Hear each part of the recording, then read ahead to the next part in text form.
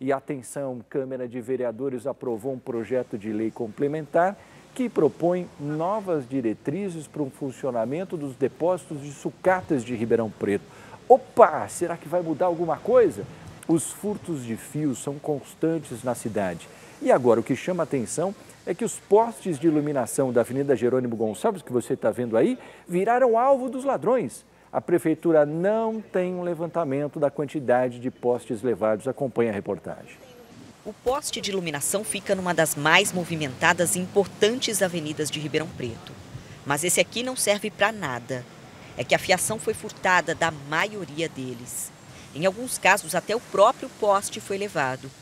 O Augusto é dono de um hotel na avenida e flagrou a ação de ladrões durante o furto de um poste. É muito rápido porque primeiro um deles tira os parafusos do poste que seguram no chão. Depois passa outro e ele rapidamente coloca sobre os ombros e leva sozinho. Eu fiquei impressionado porque foi uma ação de 2 minutos. Esse registro é de uma câmera de segurança. O homem esconde o rosto com um cobertor. Atravessa a rua para ver se não era vigiado por funcionários do hotel. Em seguida, volta para a calçada. A imagem não é tão nítida, mas o criminoso levou embora o poste de ferro. No local ficaram os parafusos. Esse especialista em segurança foi até o local dos furtos e analisou os postes. Eles levam o poste, levam o cabo, porque isso é dinheiro na mão do furtador. Geralmente, às vezes, um pessoal em situação de rua, pessoal viciado em droga.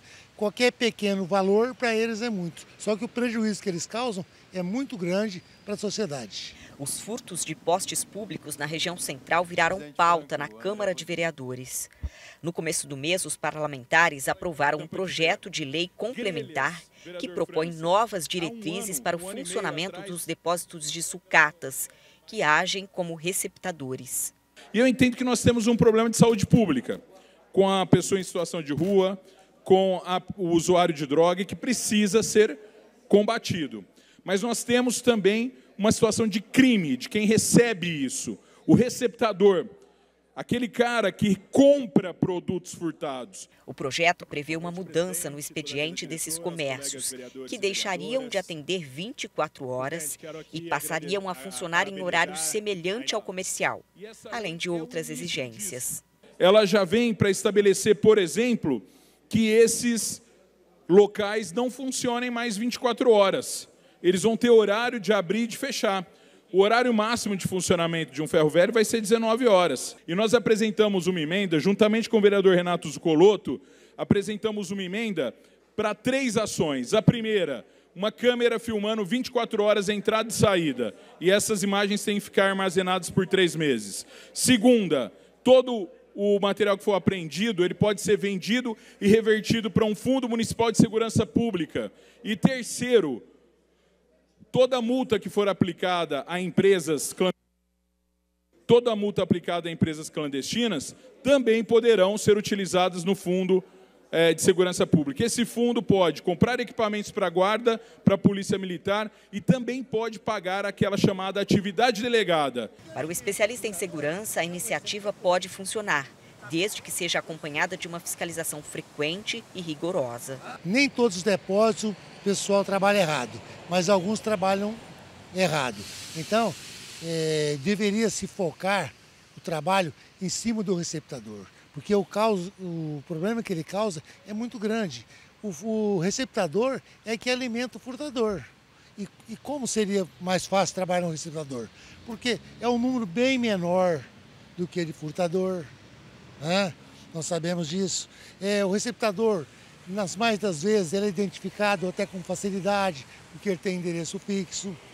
O receptador, quando atingido pela lei, ele sente mais do que o furtador, porque geralmente é um homem do comércio, é uma pessoa que tem responsabilidade. A Secretaria de Infraestrutura informou que o dinheiro usado para a reposição dos postes vem do orçamento previsto para a manutenção das praças públicas.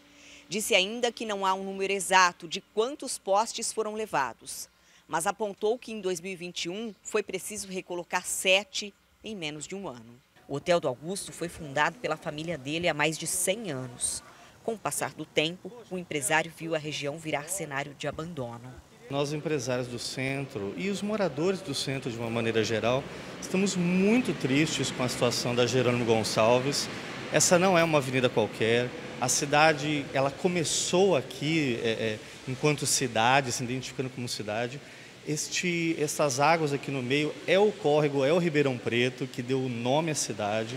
Ela é um cartão postal, ela é uma porta de entrada de Ribeirão Preto e ela está muito depreciada, não há zeladoria, não há conservação. Furtaram primeiro a fiação, agora estão furtando os postes. A avenida está no escuro, sem essa iluminação, já há 7 para 8 anos. A praça está também no escuro há mais de 2 anos, então é muito triste. Não, é demais, né? Eu só não entendo o seguinte, sabe, gente? Deixa eu só ler a resposta aqui, depois eu vou dar uma opinião. Sobre a fiscalização, nós procuramos a assessoria de imprensa da Secretaria de Segurança Pública, mas eles não deram resposta, não. Sabe o que eu acho, gente? Fica inventando lei para isso, lei para aquilo, e horário. Prende os caras e acabou, gente. Sabe?